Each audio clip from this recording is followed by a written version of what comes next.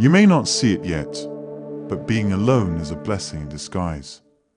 If you find yourself journeying on a spiritual path, it's almost certain that you'll encounter stretches of solitude, sometimes lasting years.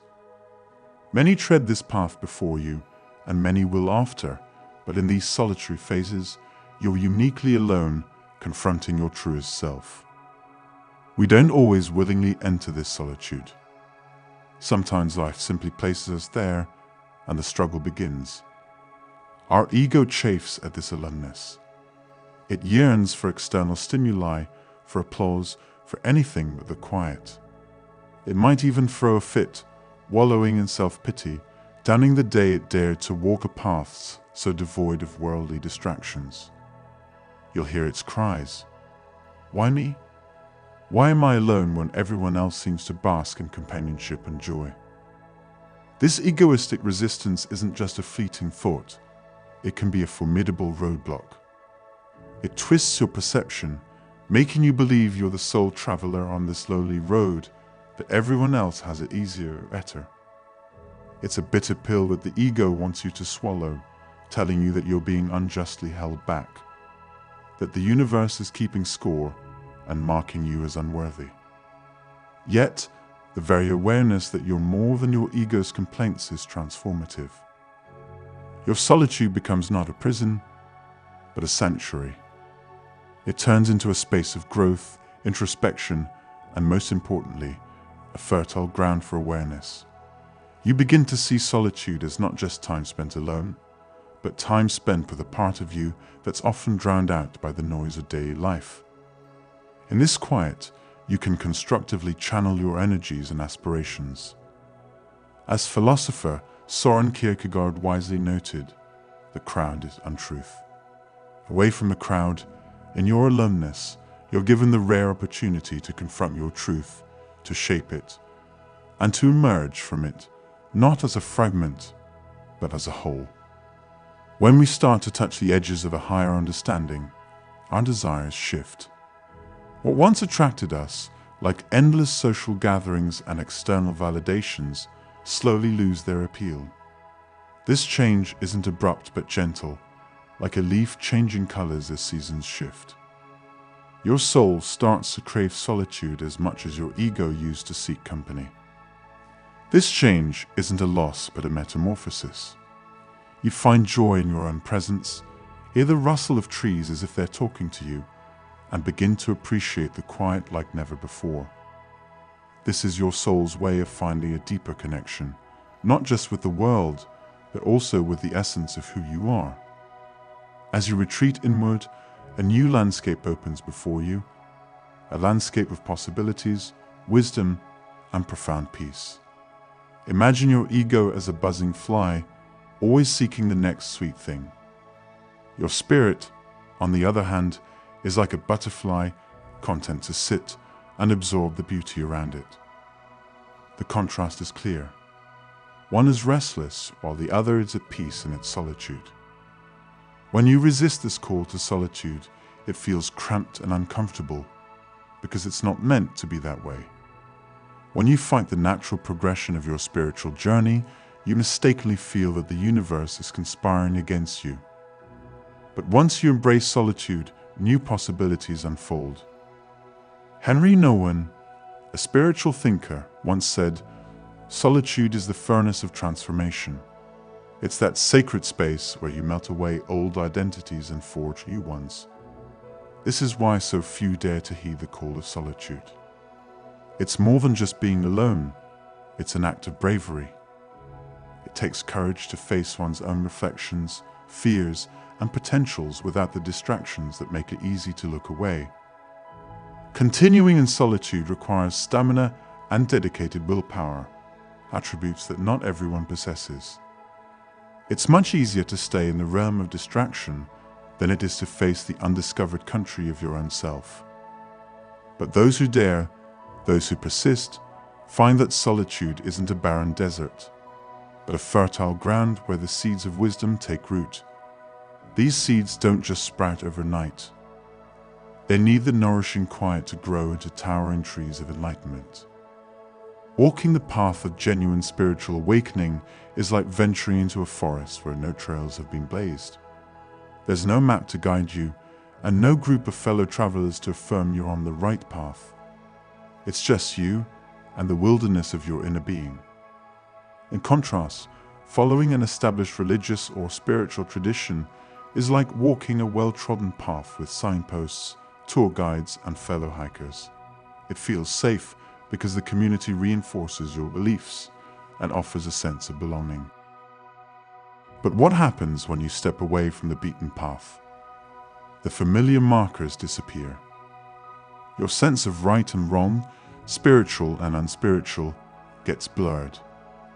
Suddenly, there's no comforting chatter of like-minded souls, and you're left with your own voice echoing in a cavernous silence. A study published in the journal Psychology of Religion and Spirituality found that individuals who went through spiritual transformations often experienced the collapse of the interpretive framework, meaning their old ways of making sense of the world no longer applied. It's both liberating and isolating. You understand that the usual social and spiritual narratives are just that, narratives. They may work for some, but not for you anymore. As you shed the layers of inherited beliefs and societal norms, you may feel like a snake shedding its skin. It's a natural process, but not an easy one. Many falter during this solitary period because it's emotionally taxing. It's a sort of existential loneliness that's hard to put into words, let alone share with someone who hasn't experienced it. The poet Rainer Maria Rilke said, "The only journey is the one within, and this journey within is a solitary one. The ego fights against it because it threatens its very existence, built as it is on social validation and external norms. But if you can withstand the pressure, navigate through the wilderness of your inner world, then what awaits you on the other side is a freedom that's both profound and deeply personal. It's the freedom of a bird that has finally found its wings, not because someone told it how to fly, but because it discovered the sky within itself." In the quiet stretches of solitude, you uncover raw truths about the spiritual journey, truths that are not sugar-coated or gentle. This is a trek that demands grit and heart. Though your conscious might say you're ready for the journey, the true test lies in your ability to accept that this path has chosen you, not the other way around. You'll quickly find that the spiritual path doesn't care for your plans or your ego's desires. It operates on its own terms. You can either resist, making your journey a rocky one, or accept, allowing yourself to flow with the current. Even the notion of willingness must be shed, as the process strips you down to your core, removing even the you that was willing to take the journey in the first place. New perspectives emerge. You start to realize that the spiritual path is more about unlearning than learning, about shedding false identities rather than acquiring new ones. It's like peeling an onion. Every layer removed reveals more about what lies at the center, or rather what doesn't. Interestingly, a Harvard study on happiness revealed that strong social bonds contribute to a long and fulfilling life. While true, this doesn't negate the spiritual insight that relationships can be distractions too, especially when they keep you from facing yourself. On your journey, the kind of social bonds you'll form will differ. They are not permanent, but their impermanence makes them powerful.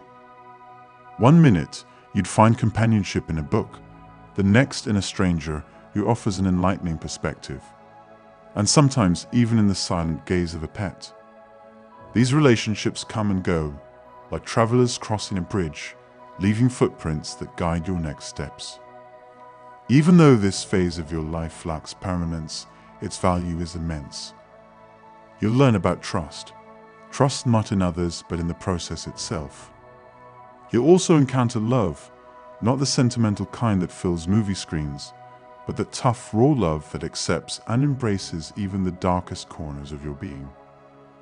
As the philosopher Alan Watts once said, the only way to make sense out of change is to plunge into it, move with it, and join the dance. Your dance partners may change, but the music, the underlying truth, remains constant. You may feel isolated, but in this solitary state, you're not alone. You're part of something far greater than yourself. Each moment of solitude is an opportunity to align with this greater reality. Your commitment then becomes less about trudging along a predefined path and more about harmonizing with a rhythm that has been playing long before you were aware of it. Commitment to truth is your compass on this journey, steering you not by ego's whims, but by a deeper calling that emanates from your very core. This isn't a restrictive kind of commitment, it's liberating. It narrows your field of view to focus on what's truly valuable, your inner truth. By dedicating yourself to this path, you're not constricting your freedom but refining it. It's as if you've turned off the noisy distractions around you, allowing the soft whispers of your inner self to become clear. When you focus inwards, the static of the outer world fades. The Harvard Business Review points out that too many choices can actually paralyze us, leaving us less satisfied. Similarly, when your commitment to truth narrows your choices, it leads to a more meaningful and satisfying journey. In your solitude, the present moment becomes your sanctuary. Instead of fretting about what's missing, appreciate what's present. Surrender to what is not in defeat, but in a deep acceptance that opens you to new possibilities. As you move from one unknown moment to the next, trust that each step will reveal the path designed for you. This is your responsibility, your part in this vast, unfolding experience. Take it seriously, but wear it lightly, for in every moment, you're crafting your own odyssey, guided by the silent yet powerful pull of your inner truth. Navigating the waters of aloneness is both an art and a practice, a delicate balance of doing and being. When you're alone, you're given an unprecedented chance to dig deep into the layers of your inner world. So how can you make the most of this time? Start with intention. A simple walk can be transformed into a pilgrimage of self-discovery if you go into it with the right mindset. Studies have shown that even a brief amount of solitude can improve emotional well-being, so seize these moments. Immerse yourself in learning. Whether it's books, podcasts, or lectures that speak to you, use this quiet time to nourish your intellect and spirit. Allow the wisdom of others to inspire your own insights. Silence is your friend, not your enemy. In the stillness, you can hear the whispers of your soul, your wants, your fears, and your desires. Listen deeply. You might surprise yourself with what you find. Be raw and open with your emotions. If you need to cry, cry. If you need to laugh, do so wholeheartedly. Allowing yourself to feel is the first step toward understanding those feelings. Draw your attention inward, focusing on what really matters to you. Whether it's your passions, your goals, or your values, give yourself the space to reflect on them. And remember, transformation is not always comfortable. It's okay to feel unsettled or even miserable at times. Socrates once said, "An unexamined life is not worth living." So let this period of solitude be your space for deep self-examination. Allow the raw, unfiltered truths about yourself to surface and wash over you. You'll emerge from this phase not only more aware but fundamentally changed, ready for the next chapter of your life's journey. When the road seems endless and every turn brings a new challenge, it's easy to question the point of it all.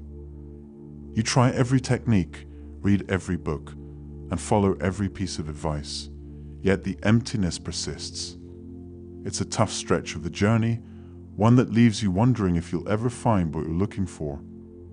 But as writer Anna Zanin puts it, and the day came when the risk to remain tight in a bud was more painful than the risk it took to blossom. This time of isolation is not a punishment but a classroom. It's an invitation to stop searching outwardly and start exploring inwardly. You're not just killing time, you're in a chrysalis, undergoing a metamorphosis. This phase may feel like it stretches on forever, but it's temporary. and it's essential for your spiritual unfolding. The irony is, if you were to form new relationships at this stage, they'd be founded on the you that you're trying to transcend. You're in a transformational cocoon, and connections made now could hinder your emergence as the new you. People might fall for your old self, the ego-based persona you're working so hard to shed. When you're by yourself, there are no mirrors to reflect back an identity you've outgrown. This is the time to grapple with your inner fears, your haunting thoughts, and your ingrained beliefs. You'll come to see that these are not integral parts of you, but layers you can shed. Research has found that periods of solitude can lead to increased self-awareness and better stress management. So embrace this solitary chapter. Let it be the space where you dismantle the old and discover the new. Know that you're setting the stage for relationships that will meet you where you're headed, not where you've been. You may feel alone, but in this aloneness, you're in good company, your future self. The moment will arrive when you're called to step back into the world, to leave the cocoon and spread your wings. Until then, let the spotlight fall solely on you and the task at hand. The world may seem distant, but it's preparing you for a triumphant return. Trust the timing, it's never wrong. Consider your solitude as a secret weapon, a shield against distractions. Years from now, you'll gaze back and appreciate how it fortified your spirit. It's not a burden, but a treasure. Resist the urge to frame this experience as a lonely chapter. If you do, you'll only end up trapped in a maze of dissatisfaction. It's a double-edged sword. Yearn for the company of others too eagerly, and you may find yourself disengaged when you finally get it. Your ego will be the one craving the crown, not the real you. Notice when social interactions begin to feel like chores, like you're wearing a mask that no longer fits. That's your cue. It's the universe nudging you, saying enough, time to retreat and reboot. If you ignore the signals, you're resisting the inevitable, setting yourself up for a harder fall. You'll get there either way, so why not make the journey smoother by choosing to heed the call? As you surrender to your aloneness, the work begins in earnest. Don't just sit there, dig deep. Engage in self-inquiry. Pose the hard questions you've always avoided. Who am I really? What do I truly want? What's holding me back? And the biggest one, what does life want from me? When you find the answers, they won't just live in your head, they'll resonate through your entire being. Your solitude is a fertile ground. Plant the seeds of introspection and you'll harvest wisdom. It may be the kind of wisdom that makes you realize the right career path or the courage to end a toxic relationship. It's not just mental work, it's soul work. Every moment you spend in this reflective state, you're sculpting a version of yourself that's robust, resilient, and ready for whatever comes next. It might feel like an endless tunnel now, but there's light ahead. Soon, you'll be so rooted in your new self that reintegrating into society will feel less like a plunge and more like a natural next step. Until then, treat this time as your sanctuary, a sacred space where you prepare for the new chapters that await you. In the quietude of your aloneness, you're not lost. You're on a journey to the core of who you are. The ache you feel isn't emptiness, but a yearning for authentic connection, first with yourself and eventually with the world again.